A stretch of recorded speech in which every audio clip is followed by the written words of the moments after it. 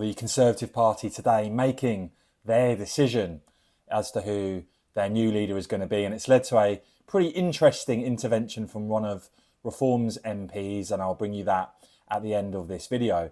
But Kemi Badenoch winning the Conservative leadership election, beating Robert Jenrick, you see there, with 57% of the vote. And in doing so, the Conservative Party has chosen to go in a direction now away from what Jenrick had put forward, which is leaving the ECHR, actually putting forward a raft of policies, and instead is going to go for this sort of very vague, quite woolly, I think, broad church approach, whereby the Conservative leader basically spends all their time trying to stop internal infighting, because I actually see it as a key strategic weakness now for the Tories that they've got all these different wings of the party who believe in completely different things. And so there is no cohesive agenda. It's a responsive, reactive agenda that you've seen.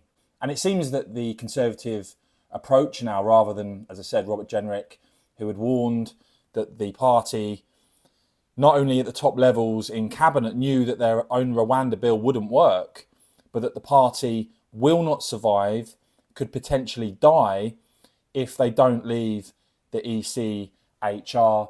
But they seemingly have rejected that approach. And instead, what you're now going to see, basically, is all this talk of reform of the ECHR from the Tories, as you saw with the European Union, until the Tories lost so much support, they eventually called that referendum, David Cameron calling that referendum, panicking because of the rise of UKIP. Did see Kemi Badenoch, set out very clearly that she didn't agree with Robert Jenrick on the ECHR.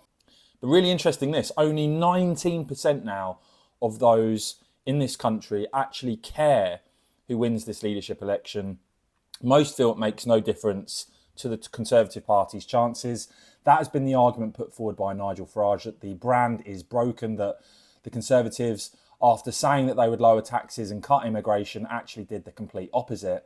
And that is why you've now got Rupert Lowe, one of Reform's MPs, saying this today: Badenoch wins, and that he's never been more confident, therefore, that Reform will win outright the next general election, that you could see a Reform government after the next general election. Do let me know in the comments below, what is your reaction to Kemi Badenoch becoming the Conservative leader?